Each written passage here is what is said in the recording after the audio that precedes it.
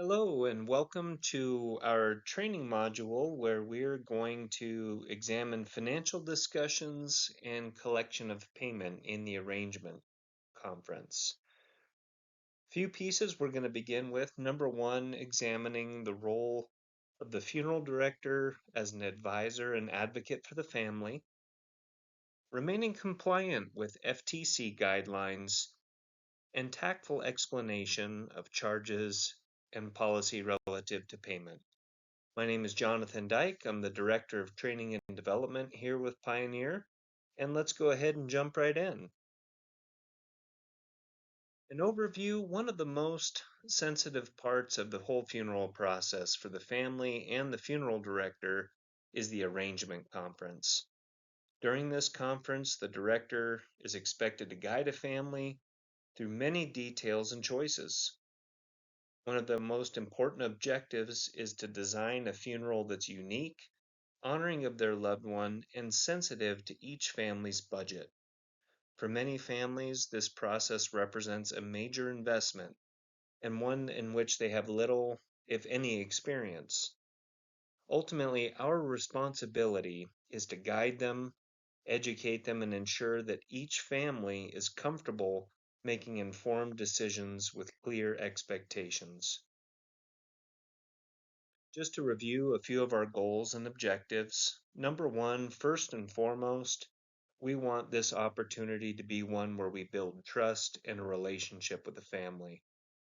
We're going to take some time and examine some key steps in the arrangement process regarding finances. We're also going to examine how we remain compliant with the Federal Trade Commission, also known as the FTC, and their guidelines in respect to funeral service. We want to also examine providing a range of options and prices to the family, and to be able to comfortably and tactfully explain policy relative to payment.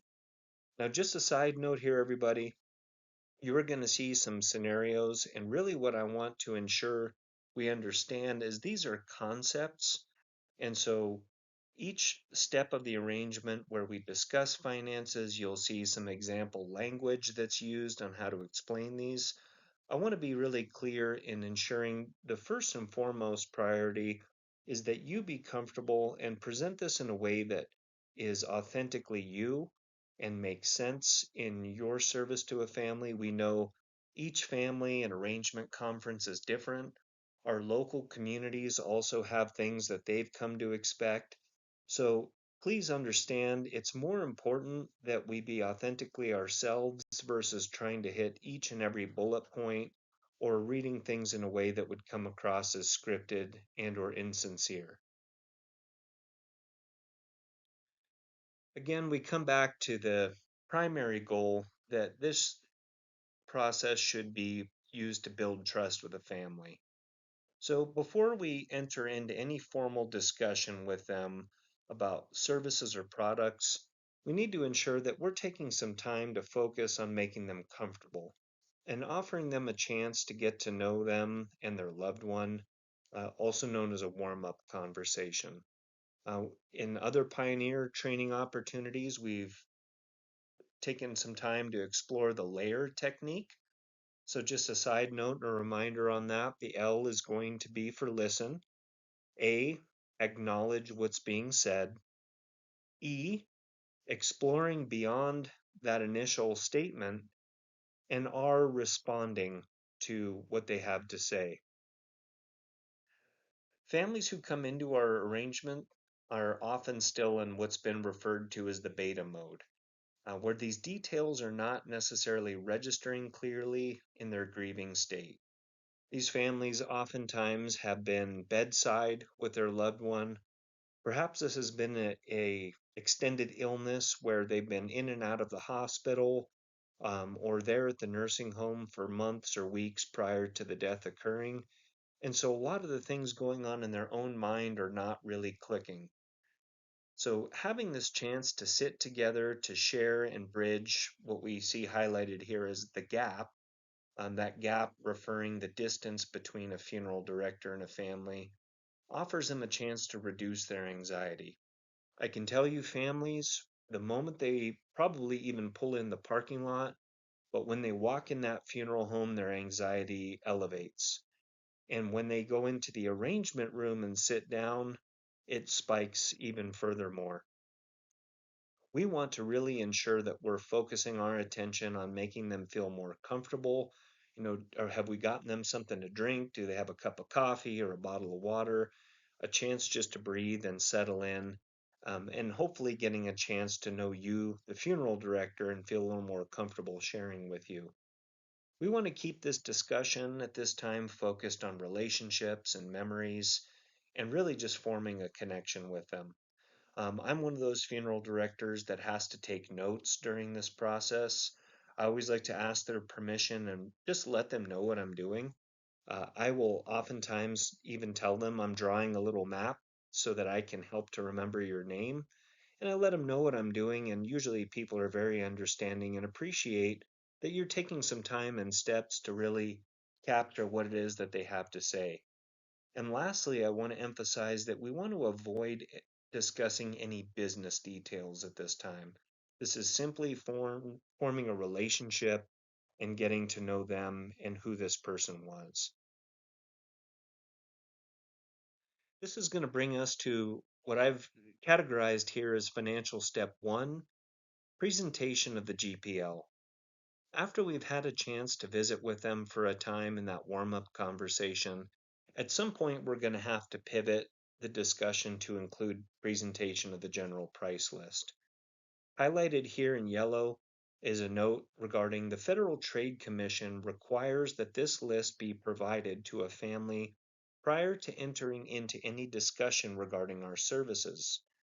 We want to use this disclosure as an opportunity to build trust with them rather than just checking that box for legal purposes. Quite frankly, it's really just the right thing to do.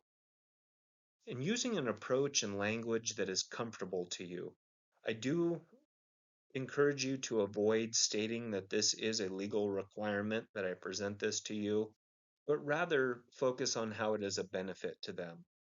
And down here, you're going to see one of our first example pieces of some language that can be used to do this. Now, the scenario that I have mapped out here might sound a little more informal. I'm sure many of the families you serve, you know on a personal basis prior to the arrangements. So this one, he's using his first name to make him feel a little more connected. Bob, one of the items I've included in your folder is a copy of our general price list to keep. Our services and prices are listed in here for your reference. Again, this isn't overdone or uh, overly wordy, but just clear and concise to let them know what's going on. This man's going to understand. Yep, thanks for letting me know. Financial step two, the arrangement agenda. So we've presented our general price list. At this point, per the FTC, we're in the clear to discuss any funeral planning matters. Using an agenda is a way that helps a family to understand the course of your discussion by highlighting a few of the key steps that we're going to cover together. This review is best kept brief and at a high level. For me personally, an agenda has always been something that I've used as part of my arrangement process. It's as much to help me keep on track as it would the family. And again, this is just very simple, something I don't spend more than a minute on, but just highlighting these items that we're going to be covering and kind of in what order. One item that should be noted is that the review and approval of statement of funeral goods and services, along with options relative to payment of the funeral bill. I've referred to this in the past as the 800-pound gorilla seated in the corner of the room. Each family, in some way or another, is going to have in their mind at some point how does stuff with finances and payment all going to work. And I've literally seen sort of the weight lifted off of their shoulders and a sense of relief when I've phrased it to them that we're going to, before moving forward with all these plans, have a chance to review everything to make sure these plans are exactly as you'd like them to be and right on budget before moving forward with them. Again, an itemized statement is an FTC requirement, but like the general price list, it's best to present this in a way like I just described as a benefit rather than a requirement. Again, we have one of our examples of how this might sound. Mrs. Jones, prior to moving forward on our plans today, you'll have a chance to review an itemized statement with all services, items, and cash advances to make sure you are pleased with what we have planned and that we remain on budget. Once you approve these charges, we will discuss your choice of payment.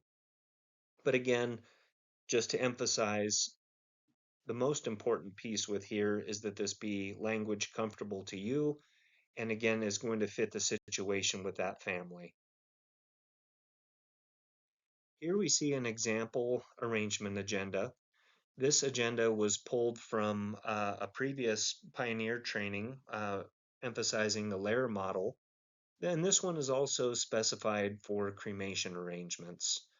You can see some of the different arrangement elements mapped out in there. Also helpful, again, it's going to keep the family and director on track and maybe highlight some of those items that could be overlooked, especially if you have a pretty complex or maybe a large family where there's a lot of discussion going on, such as looking at an urn vault or remembrance jewelry that could fall off people's radar in the discussion. But down there in blue, you're going to see noted finalize payment and sign necessary documents. Again, by highlighting this to a family, they're going to be better prepared and understand that step later on in the process.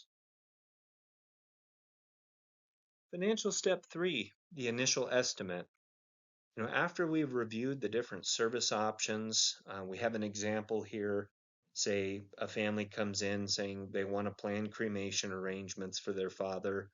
You've done a great job by listening to them and mapping out some of the different ways that that can be done. For example, a traditional service with cremation to follow, or perhaps having cremation take place first and having a memorial service. Usually, we've arrived with a scenario that the family's comfortable with. Just give the example that we finally decided to do a cremation first and have a memorial service for them there at their church. We then want to provide a brief recap of what those plans look like. Again, if you have a lot of people in the room, it helps to make sure that everyone understands what exactly those plans look like. We also are able to offer them that initial estimate of charges prior to selecting any additional memorial items like a casket or urn. It's advisable also to include cash advances in some of these estimates so that they have the best understanding possible to select merchandise based on their needs.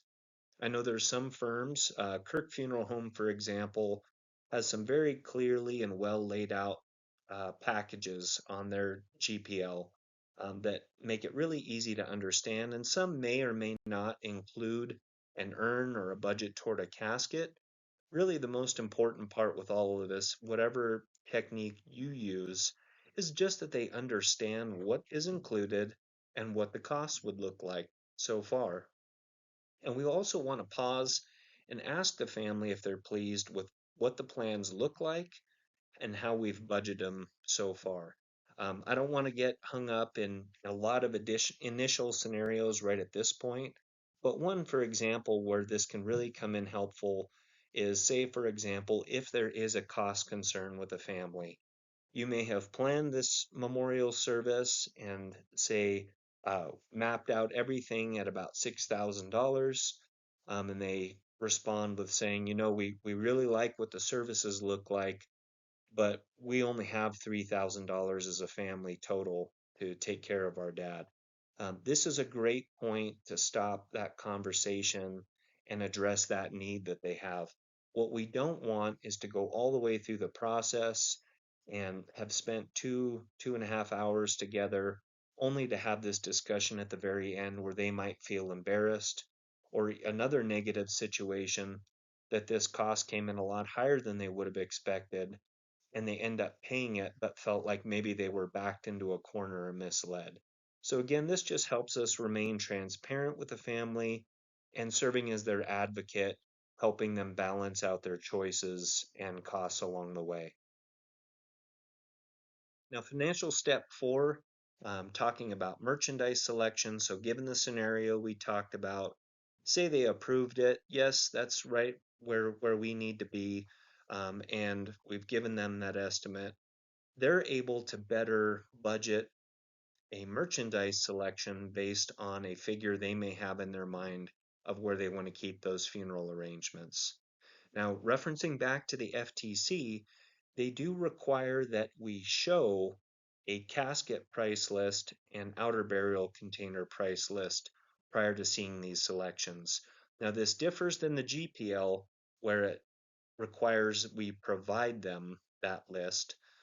You may have just referenced that briefly in the packet, notating when we get to a casket or vault, the FTC does state that we should show them the list. And again, do this in a way that is presented as a benefit rather than just checking a box for a requirement or diving into legal jargon.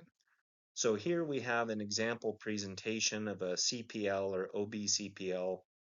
Mr. Rice in a moment will enter our selection room to choose a casket and outer burial container.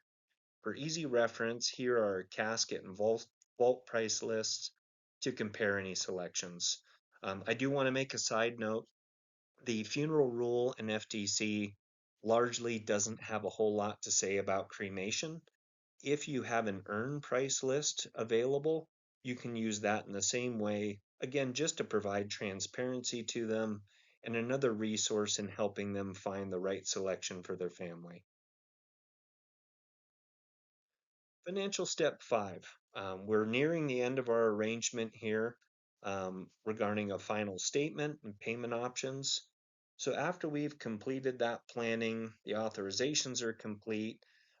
Maybe also I would encourage you to pause. Are there any, asking the question, are there any other details that may have been important to your family that we didn't cover? Nope, everything's been pretty clear. Let them know we're going to step out to prepare a contract for final review. Now, I have worked with funeral directors in the past that part of their style and what they're comfortable with is preparing that statement right in front of the family.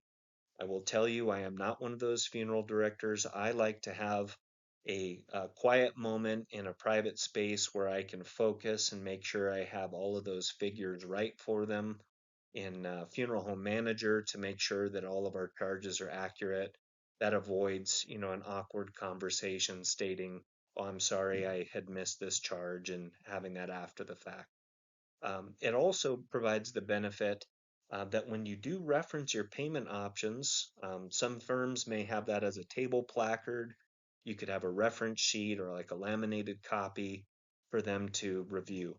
The benefit of stepping out of the room is it allows them to have that conversation privately amongst themselves about how they want to pay. We know as well as anybody, oftentimes there may be some dynamics or relationships involved behind the scenes we're unaware of. So they're able to have a few minutes amongst themselves on to have that discussion. When you return to the room, clearly review that statement of funeral goods with them.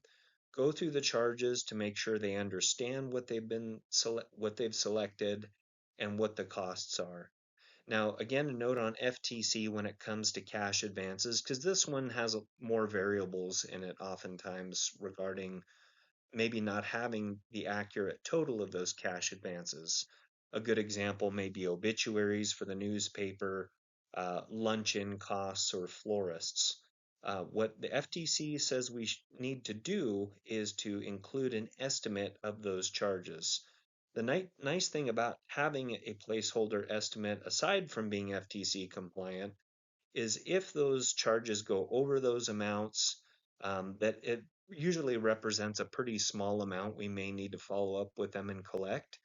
That looks a lot different that even if you had told them there are some charges not included on here that will come, that we're not having to collect those charges in full and have them feel, oh, these are hidden costs, or I thought I had a total and it ended up being a lot higher. What you end up with if you do this correctly is the price that you tell them in the arrangement is very similar to the final cost they can expect to pay, which is going to build trust with you. And clearly ask the family if they understand and are satisfied with these funeral plans. They will tell you if they are satisfied with them. And usually, if you have done these steps correctly, That's again just another benefit to you that you've guided them the whole way through and they are not surprised and say, yes, this is exactly what we had discussed and talked about, and it all looks good. So at that point, you'll ask for the signature from the responsible financial party. Now, part B of this is the final payment.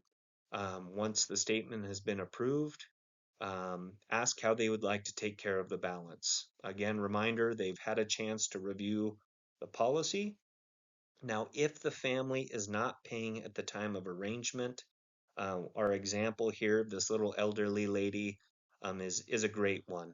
We don't want the family to feel like they have done something wrong simply that they didn't bring their checkbook to the arrangement. This little lady may have been bedside, holding her husband's hand and up all night, and just didn't even think to bring her checkbook to come meet with you. And that is 100% okay. How we help them in that process is acknowledging that that is okay and saying simply that we'll set a appointment to finalize that together with a date and time and for what amount.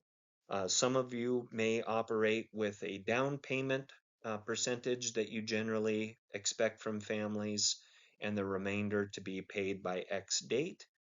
As a reminder, at all Pioneer Funeral Homes, we do require that cash advances must be paid and secured in full prior to the services. And when we talk about secured, that could be that a life insurance policy has been verified and assigned to us. We're going to count that exactly the same way we would as a cash or check payment. But ultimately, we just want to make sure that whatever those plans look like for how and when things are going to be paid and by what amounts are documented on the statements for them, and people are leaving on the same set of expectations. When you do receive payments, provide receipts and updated statements to them, and be sure to say thank you for their payment and helping us with those final details. I will say, as a side note, ultimately, the best case scenario is to get 100% of payment in full prior to the funeral.